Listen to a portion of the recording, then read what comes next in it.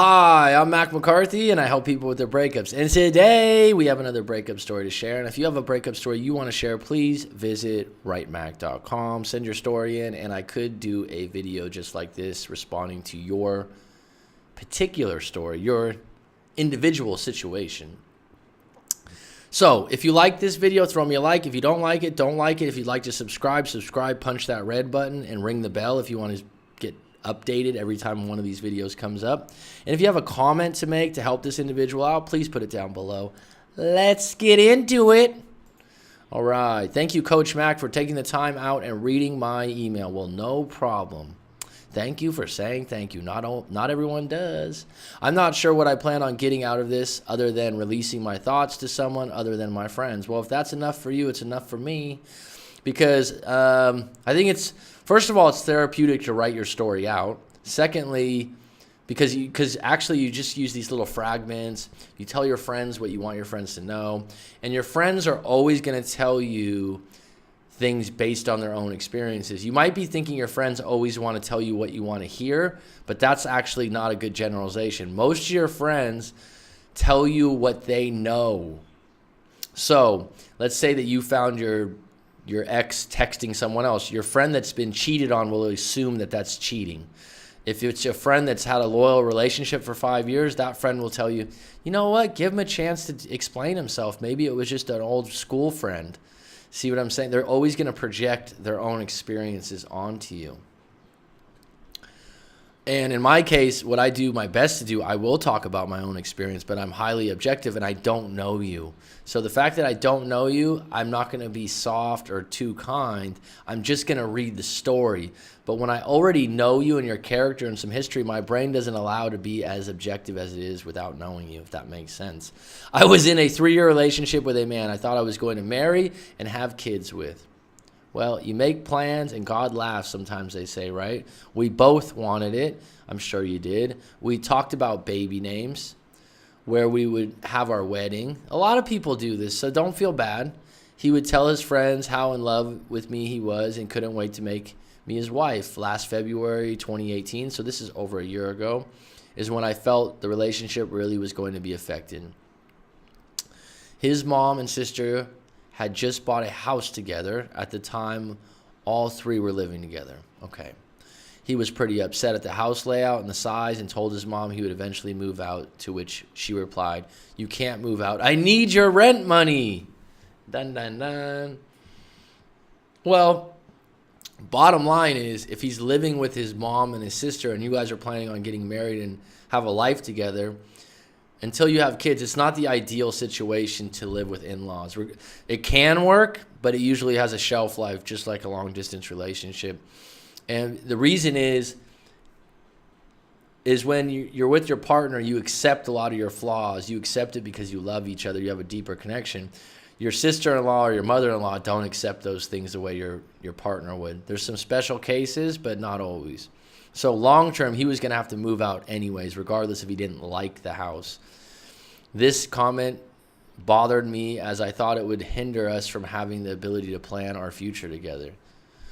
Well, bottom line is the mom and the sister should have told the brother that he was part of the rent, but they can get another roommate to pay that room, so that problem can be solved right away. If your husband your ex was feeling guilty, he could say, well, I'll just put an ad in the paper, I'll vet some people, I'll interview them, and I'll get you a new roommate. Done. Later, a couple months later, his mom would start throwing jabs at me here and there, made a scene because he gave me his leftovers, didn't like that he would spend time with my family, even though the majority of the time we would hang out at his house. Well, that's the mom being selfish, protective. Him giving you leftovers, that's ridiculous. But these are red flags. I've had a client, actually a client that we've been speaking for over 3 months, and he's going through a very, very tough divorce, so we speak weekly. And he had some of these red flags about her thoughts on his family and vice versa, and now 9 years later, it's come to a point where they're getting divorced, and this is why, and she's highly unreasonable. In this case, the mother-in-law, these kind of things are just ridiculous. It's ridiculous behavior. It's probably not going away, and it's his job to handle it the way he wants to handle it, and he's probably caught in the middle. In the summer, him and I, went away on vacation with my family, which was uncomfortable to say the least. He didn't really interact with my family. We're really tight-knit, but he grew up totally different than me, so I sort of expected he'd have a harder time meshing in, even though we tried our best to make him comfortable. Well, if you tried your best to make him comfortable, that's all you can do. If I like that you understand the fact that he comes from a different type of family, so it might have been uncomfortable for him. So you're very understanding and compassionate in that way. That's two positives of it. But you still can't force it. Someone like this would have to have a few vacations, a few dinners over until they felt more and more comfortable. And when you're around new parents or, someone's family, just small things that they do differently seem really foreign. It's like going to a foreign country and you just think like, why do you do things? But over time you can accept them, and it takes time. After we got back from the vacation, my business took off, which also took its separate toll on our relationship. That can happen.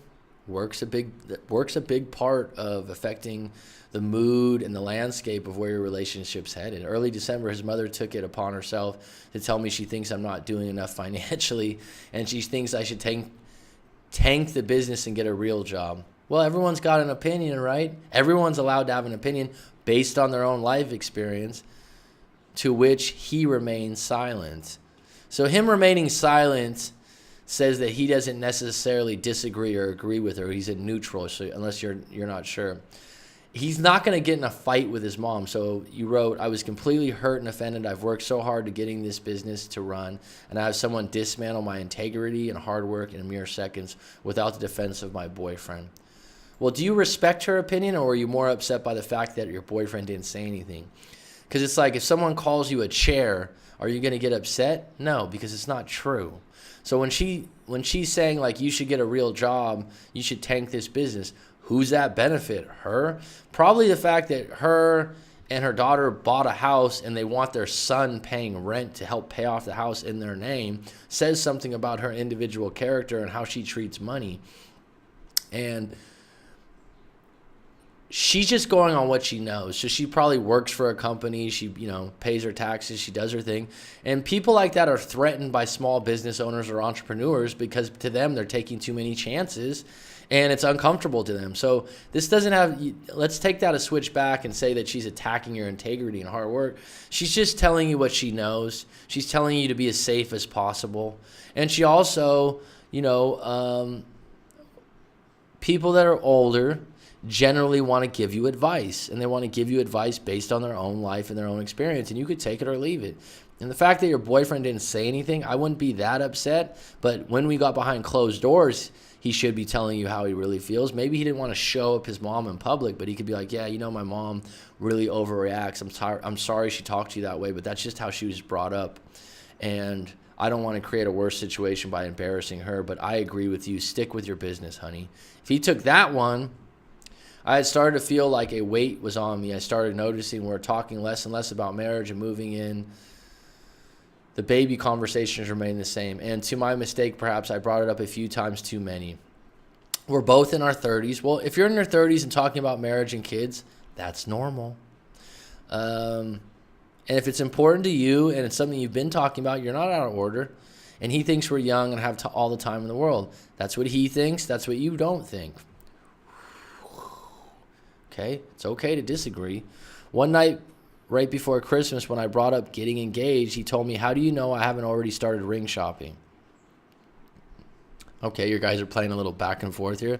This was music to my ears. I figured I would give it a rest. On our anniversary date, he told me he doesn't know what the future holds, and who knows, maybe marriage isn't in the cards after all. Well, marriage is a big choice. There's a lot of things going on in the media that don't support this, and people get cold feet.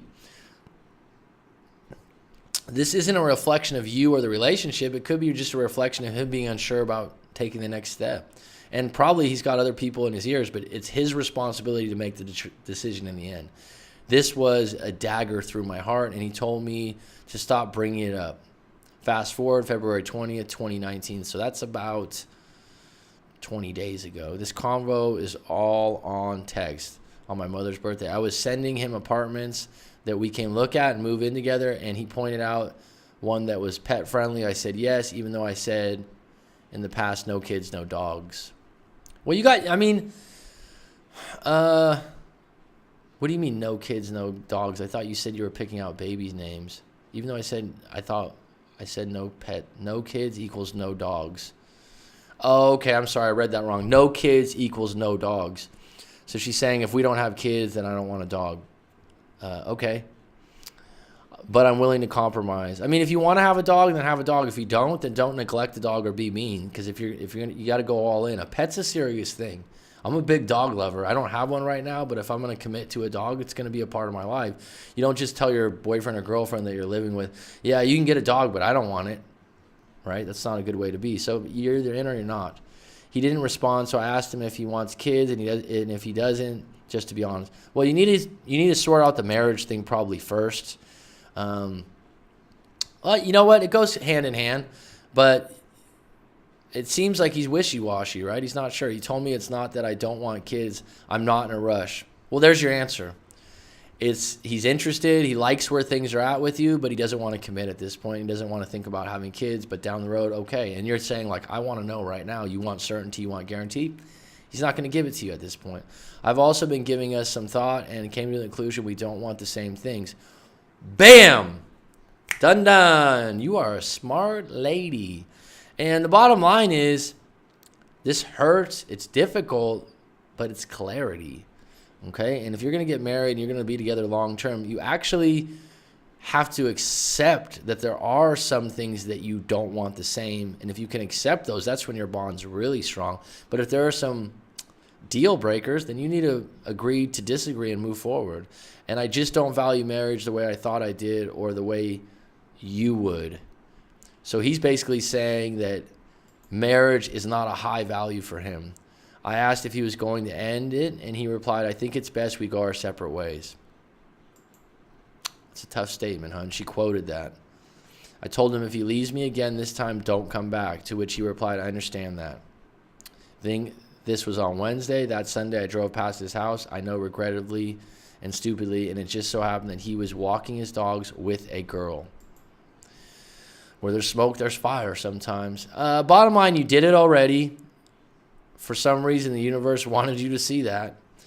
He texted me telling me he knows it was me that passed by and she's a mutual friend and never did me dirty. Okay. You can believe him or not believe him, but you don't know the real story or the real answer. If he went out of his way to contact you and tell you that, I would go on the side of believing him. If he was someone that you never saw as a cheater or a liar when you were together, there were some problems you had with him, but you haven't described him as a cheater or a liar, I would say he's probably telling you the truth. If he was lying to you, I think he would avoid the guilt and shame of answering that question. He would not go out of his way to tell you that. That's just, but this is not 100% proof. This is just me based on what you've told me. He then unfriended me from a personal IG account and a Facebook, and then unfollowed him from my makeup account and Snapchat. I replied thanking him for explaining, but there was no need for it anymore, and thank you for unfriending me. Well, if he unfriended you right away, well, then maybe that changes my stance. But bottom line is, once you see that and you're broken up, he does have a right to go out with someone else, if it's a friend or not a friend. And at this point, you don't want your eyes to see that, because you're going to jump to conclusions, and it's not going to serve you looking forward. You need to be having tunnel vision with your business.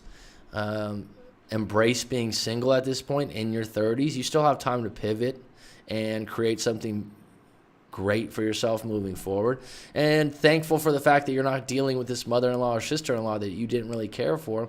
And maybe, hopefully, you can meet a better match that fits in with your family style. It sounds like you had a good family life. You're close-knit. You take good vacations. Maybe someone that appreciates that's in your future. I'm saying that you're not ready to hear that. You're not ready to move on. But that's the gold at the end of the rainbow, right? I also told him I loved him and wished him happiness. Great way to close, hon. He replied the next day saying, I will always have nothing but love for you and good luck with your business. Kind. This is exactly 2 weeks ago. I'm trying not to count. I was just hoping to get your take on this. What do you think went wrong? I'm not sure something went wrong. It took the path it took. The fact that it happened so quick is surprising. But bottom line is, he doesn't want to get married right now or have kids. You do. That's a big difference. Your biological clock's ticking for you. For him, he's not in a rush, and he's tired of answering that question, sounds like to me. You using this thing about dogs, and, you know, like, if we have no kids and I don't want dogs, and he really wanted a dog, maybe that was one of his things, but I don't think it's a big deal. Bottom line, it came down to the marriage and the commitment that you were pressing on. But I wouldn't feel guilty or upset. That's what you want. That's what you value. You think the time's right, and he doesn't. It's time for you guys to part. And maybe you get back together. Maybe he appreciates you more in this time. I wouldn't jump to the conclusion that he's automatically seeing someone else. That possibly could be a friend. You know, stay away from the social media and embrace this time to hang out with your family that you said you're close to, and put your time into your business and possibly do a live coaching session. This was a